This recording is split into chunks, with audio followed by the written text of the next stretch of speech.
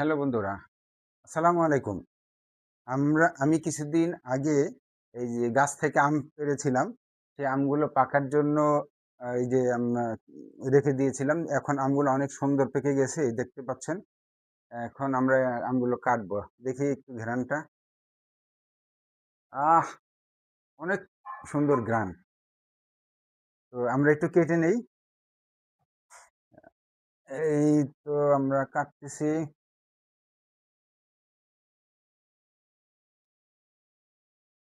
মূল এত সুন্দর ঘ্রাণ হইছে, আসলে এখন জানি না ভিতরে কেমন হইছে।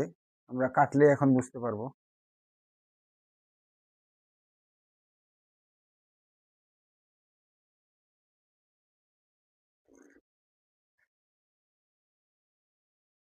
ওহ! অনেক সুন্দর। অনেক সুন্দর কালার আসছে।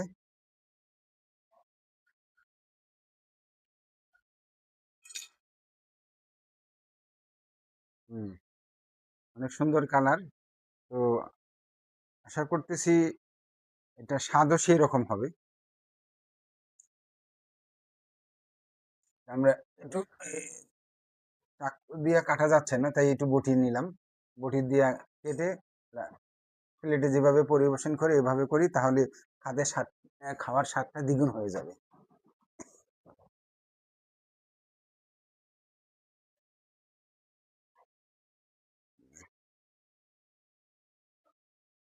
এই যে আমাদের আম কাটা এখন শেষ। আপনারা দেখতে পাচ্ছেন আমগুলো কালার কত সুন্দর।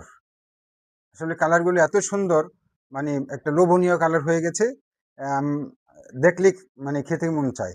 কারণ দেখতেই পাচ্ছেন পরিবেশনটা কত সুন্দর হয়েছে। আমার আমের কালারগুলো অনেক সুন্দর। তো এখন আমরা একটু টেস্ট করি। তো দেখি স্বাদটা কেমন হয়েছে।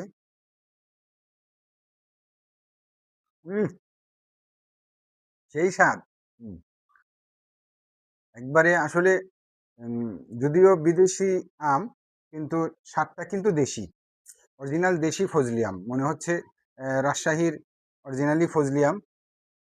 আসলে এটা মূলত ইন্দোনেশিয়ান একটা ফজলি আম। ইন্দোনেশিয়ান আম বিদেশি আম হিসাবে আমাদের দেশি ফল কিন্তু যথেষ্ট ভালো। কিন্তু এটা ফলটা এখন বিদেশি বীজ, কিন্তু আমাদের দেশি চাষ।